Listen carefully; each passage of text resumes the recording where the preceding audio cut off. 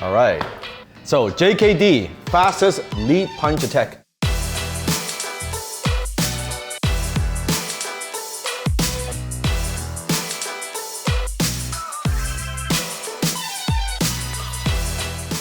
Now, Sifu with the lead punch is probably the most important punch in JKD because JKD we emphasize front lead hand, lead foot, right? But also I think it's also one of the most misunderstood punch. People say, oh, do you do it this way? Is it a flake? Is it a push? How do you generate power? So what's your take on the lead punch? What are some of the most important things we have to watch out for when we practice? So don't turn your body completely. The problem with turning your body completely in this way is that you're vulnerable down here. Plus you're only using this extension of the shoulder. Here. Yeah, okay. And then if you're emphasizing on trying to get power with the lead structure here, and you're only using half of your body into the punch.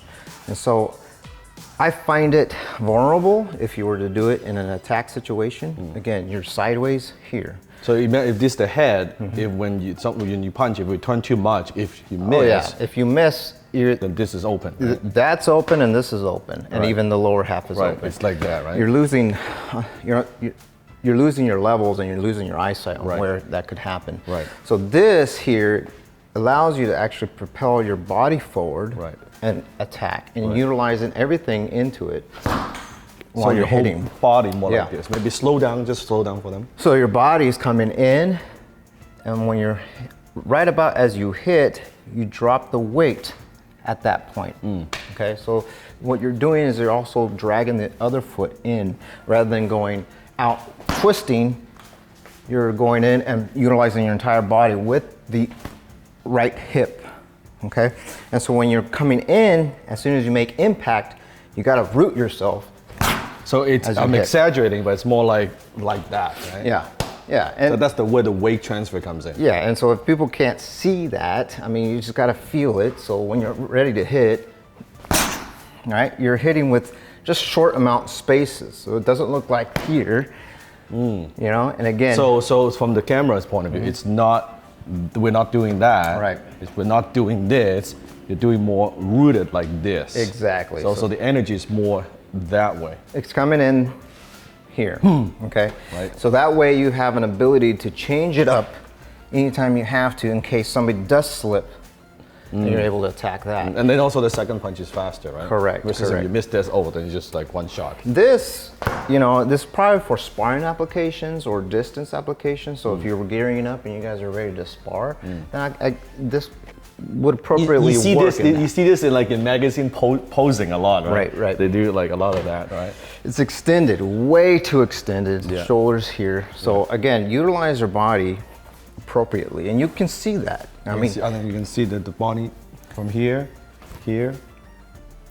Okay, so if you ever see Bruce's photos and he's throwing a punch, and there's a specific punch he's doing here, Yeah. and he's doing something here. Yeah. People think it's this all the time. No, he's still utilizing the body in root of the heel and the position of the heel.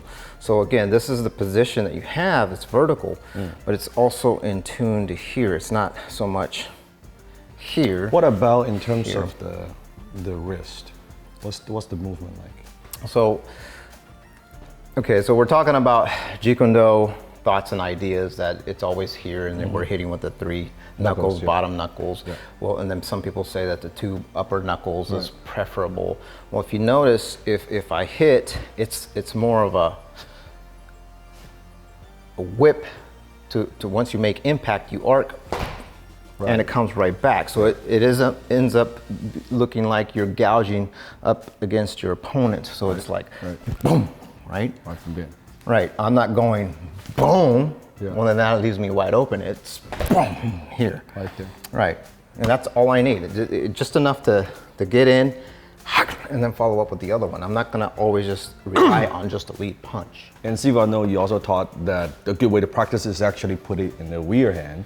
Yeah. Just to learn the power, Right. learn how to generate power first. So Don't exaggerate movement. This, obviously, I like using this punch mainly because it applies all the power with the rear foot, And you'll be able to learn to whip the punch. Yeah. rather than, you know, going in and trying to practice this over and over. Sometimes you're dropping your hand, drop your hand here. Or you turn the hand that way. Yeah. All I want you to do is just have this hand work towards it. So this hand's here, you position here, and it's like you're ripping paper when you're hitting. So this is here. Right there. Yeah. Yeah. So they can practice back and forth, maybe that 50, 100 times, go back to the front. Yeah, I would do maybe about 10 of these and then 10 of these, okay? And then come back and then bring your foot up this way, try it this way, then opposite side, try it this way. And then you can start bringing the lead in a little bit more. Again, telegraphing, I don't care. So you can get used to it, and you get closer, so forth. Yeah. If you have questions about the footwork, go make sure watch the footwork video because the footwork is the foundation. So there you go. That's the JKD fastest lead punch attack.